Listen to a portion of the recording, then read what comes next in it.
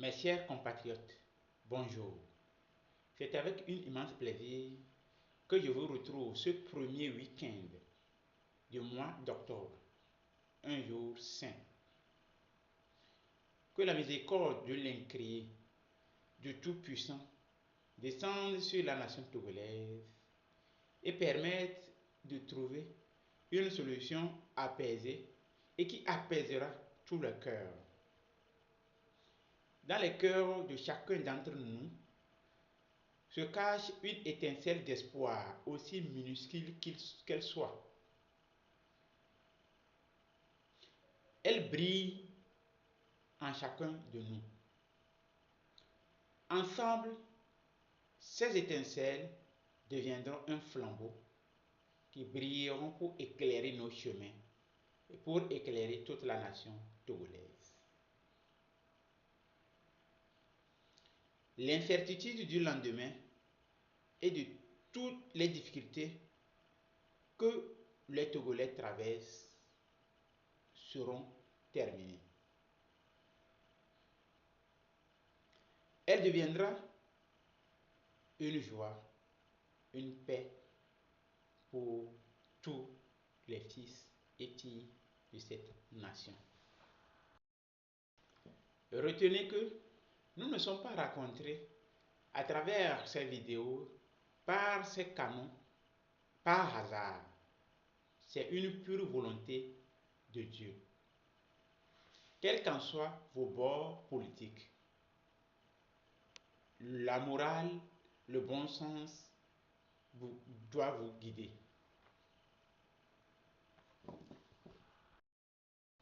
Aujourd'hui, je vais vous présenter ma première fiche qui est intitulée « Lutter pour une alternance pacifique au Togo ». Le but est de réitérer mon engagement pour la lutte dans le respect des lois. L'intérêt pour toi et moi est d'éviter toute tension inutile et apaiser les cœurs qui ne rêvent que d'un réel changement et permettre de remettre le Togo sur la voie de la démocratie à l'instar des autres pays de la sous-région. Pour cela, nous allons observer le plan que voici. Premièrement, le contexte. Deuxièmement, un petit moratoire. Et troisièmement, mon premier souhait. Avant de commencer, nous allons réviser. Permettez-moi de vous dire un sincère merci, surtout à tous ceux qui croient en moi et même ceux qui doutent encore.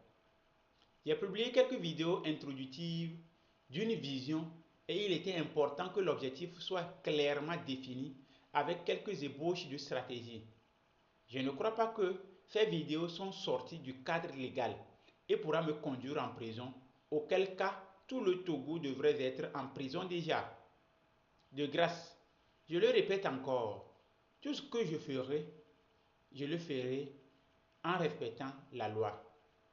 Donc je suis disposé à recevoir des avertissements et si ça continue, des convocations pour s'expliquer. Je n'ai pas changé de numéro donc vous pouvez toujours me contacter pour des mises en garde ou des guides sans pour autant perdre du temps. L'objectif premier, qui n'est que l'alternance pacifique au Togo dans l'urgence. Je peux aussi vous donner les coordonnées de ma position quand vous voulez. Donc, ce n'est pas la peine de se contorsionner les esprits. Alors, quel est le contexte qui prévaut? Le Togo, notre chère patrie, souffre d'une maladie de conservation de pouvoir par la ruse et en passant par les modifications de constitution ou carrément le changement de constitution en 2024 sans consultation populaire. Ces multiples modifications ont toujours entraîné des contestations populaires, mais réprimées et réduites au silence. Les autorités sont passées par tous les moyens pour faire rallier la plupart des intellectuels et des leaders d'opinion, voire d'opposition dans leur camp, et pire, passer par les moyens rusés pour faire signer des accords non-sens à l'opposition qui se retrouve très souvent piégée. Par exemple, l'accord qui stipule qu'il faut demander une autorisation avant de manifester.